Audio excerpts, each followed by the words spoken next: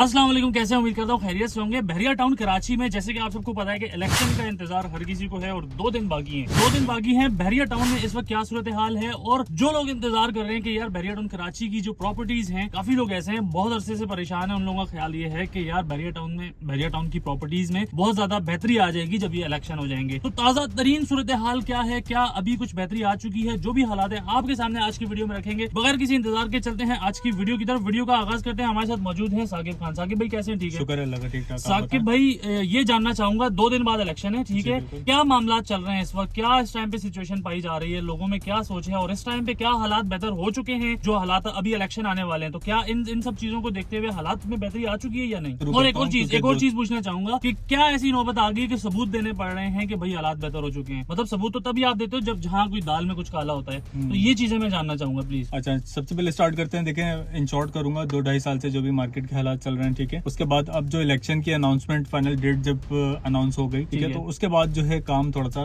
चलना स्टार्ट हो गया। वो किस सेंस में चलना स्टार्ट हो गया कि जो हमारी रेडी प्रॉपर्टीज थी उसके ऊपर काम हो रहा था, जो कि न्यू डील्स थी, जिसके ऊपर आपको पता है कि 16 की न्यू डील है और 27 की न्यू डील है, जिसके ऊपर क्लाइंट्स को ना टैक्स देना पड़ा था ना ट्रांसफर फीस देनी पड़ी थी। तो उसके ऊपर काम जो है चल रहा है अल्हम्दुलिल्लाह। लेकिन कौन सी वो प्रॉपर्टीज हैं जिसके ऊपर अभी काम नहीं चल रहा है, वो है प्लॉट, ठीक है, प्लॉट्स हैं। इसके अलावा ऑफिस वगैरह जो कमर्शियल ऑफिस हैं, कमर्शियल शॉप्स हैं, इनके ऊपर काम नहीं चल रहा। उसकी वजह भी मैं आपको बताता चलूं इन शॉर्ट, ये है कि टैक्सेस वगैरह काफी बढ़ चुके हैं। इसका जो पोजीशन यूटिलिटी के चार्जेस वगैरह हैं उसमें भी आपको पता होगा कि 10% का इजाफा हो चुका है। तो इस वजह से लोग जो है इस तरफ नहीं आ रहे हैं, रेडी प्रॉपर्टीज और न्यू डील्स को लोग कंसिडर कर रहे हैं। तो इलेक्शन को देखते हुए देखें, मैं जहां तक समझता हूँ ना, इलेक्शन को देखते हुए 2 तरह की सोच पाई जाती है। कुछ लोगों का मानना ये है कि यार इलेक्शन के बाद जो है वो बहुत ज्यादा हालात बेहतर हो जाएंगे, और कुछ लोगों का मानना ये है कि ये चीजें इतनी जल्दी सही नहीं हो सकती हैं। और अगर इसको आप देखते हैं, जरा गौर करते हैं चीजों के ऊपर, तो वाकई ही जिस चीज को नीचे आते आते 2 साल लगे हैं, तो उसको 2 महीने तो साकिब नहीं लगने हैं ना ऊपर जाने में भी, एकदम से ऊपर जाने में भी। लेकिन इलेक्शन अनाउंसमेंट और जैसे कि अभी 2 दिन बाद इलेक्शन है, उससे एक फायदा क्या हुआ है? उससे फायदा ये हुआ है कि जो लोगों में जो है वो एक परेशानी थी कि यार एक जो आपको पता है हमारा सबसे बड़ा जो मसला है वो पॉलिटिकल जो इंस्टेबिलिटी इस टाइम पे चल रही है,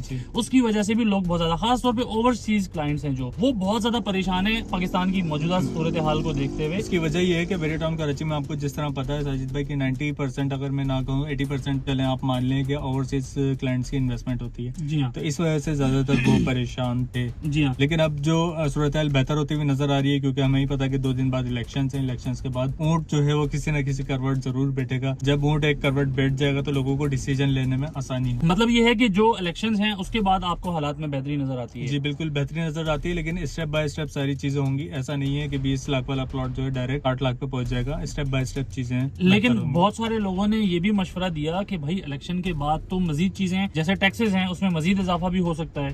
तो फिर जो भी आपको कुछ टाइम पहले बाइंग नजर आई थी, क्या वो इसीलिए थी कि यार आगे जाके उनको लगता है कि चीजों में रेट बढ़ जाएंगे? कुछ लोगों ने अपनी चीजें होल्ड की हैं, ठीक है, वो इसीलिए की है कि यार रेट बढ़ जाएंगे। कुछ लोगों ने होल्ड नहीं की, उन्होंने सोचा कि यार टैक्सेस में इजाफा हो सकता है। तो अलग अलग 2 किस्म की सोच पाई जाती है। 2 किस्म की सोच बिल्कुल है।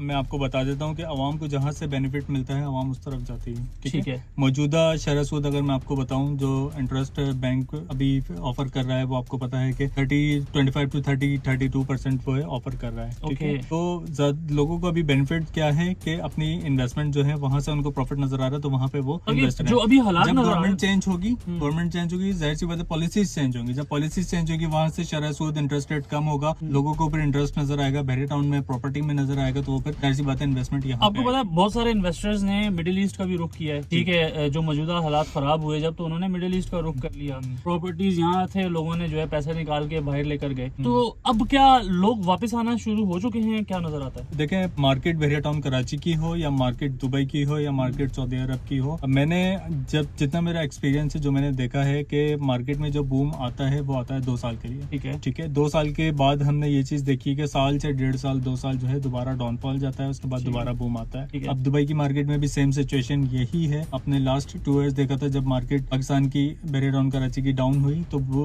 बूम मारा दुबई की मार्केट ने। अब वहाँ पे काम स्लो हो चुका है। नहीं कंपैरिजन नहीं कर रहा हूँ, मार्केट सिचुएशन में बता रहा हूँ। यार मैं तो एक चीज जानता हूँ, जैसे ही मार्केट डाउन होती है सब गायब हो जाते हैं। खास तौर पे कराची वालों की मैं बात करूंगा, ओवरसीज तो खैर बहुत गहरी नजर रखते हैं, लेकिन कराची वालों की मैं बात करूंगा, जब कराची वाले जैसे ही मार्केट डाउन होती है ना तो वो बिल्कुल गायब हो जाते हैं। लेकिन जैसे ही मार्केट ऊपर जाती है ना, रेट ऊपर जाते हैं, वो आगे बाइंग करते हैं, फिर उसके बाद मार्केट फिर नीचे चली जाती है। वो कहते हैं यार ये क्या हो गया, हमें तो नुकसान हो गया। गया। देखें ये तो तो बिजनेस हाँ। का हिस्सा है, पार्ट ऑफ बिजनेस है ये कि प्रॉफिट और लॉस होता है, लेकिन इसमें ये है कि जब प्रॉफिट होता है तो अच्छा होता है और जब लॉस होता है तो इतना लॉस होता है कि वो जो है एक बेयर कर सकते हैं। लेकिन मैं समझता हूँ कि वो लोग जिन लोगों ने वर्क किया, जिनके पास होल्डिंग पावर थी, तो एक टाइम आएगा कि उनको इतना नुकसान नहीं होगा जितना लोगों ने जल्दबाजी में अपना नुकसान किया। जी बिल्कुल, डेफिनेटली ऐसी बात है। जो मिसाल के तौर पे 30 लाख रुपए का प्लॉट अगर किसी ने खरीदा हुआ था तो आज 20-22 लाख रुपए का रेट है। अगर वो भी होल्ड करते हैं इसको तो उम्मीद है कि इलेक्शन के बाद जिस तरह स्टेप बाय स्टेप चीजें ऊपर जाएंगी तो वो प्रॉफिट में अपनी चीज को बेच सकते हैं। साकिब भाई, आपने इलेक्शन की बात की, यहाँ पे एक बात मैं करना चाहूंगा कि भाई वोट जरूर देना, ठीक है। मैं किसी भी कोई पॉलिटिकल बात नहीं करूंगा, लेकिन इतना जरूर करूंगा, वोट जरूर देना। अगर आप ये सोचते हो कि भाई हमारे वोट देने से क्या होगा, इन्होंने जो फैसला करना है वो करना है, तो आप ही वो लोग हैं। अगर आप वोट देंगे तो यकीनन जो आप चाहते हैं वो जरूर हो सकता है। तो आप अपना काम, अपना हिस्से का काम जरूर पूरा करें। खैर, बहरिया टाउन कराची की सूरत हाल से आपको आगाह करना था, इस टाइम पे क्या सूरत हाल है, और कोशिश करेंगे कि जैसे ही इलेक्शन के बाद जो भी मामला होंगे वो भी आपके सामने रखने की कोशिश करेंगे। उम्मीद करते हैं कि अल्लाह ताला पाकिस्तान के हक में, बहरिया टाउन के हक में कुछ ना कुछ बेहतर फैसला करे। खैर, आज की वीडियो से इजाजत चाहूंगा। इंशाल्लाह ताला एक दफा फिर नेक्स्ट वीडियो में दोबारा आपसे मुलाकात होगी। नेक्स्ट वीडियो तक सैयद साजिद हुसैन शाह और मोहम्मद साकिब खान को इजाजत दीजिए। अल्लाह हाफिज। अल्लाह हाफिज।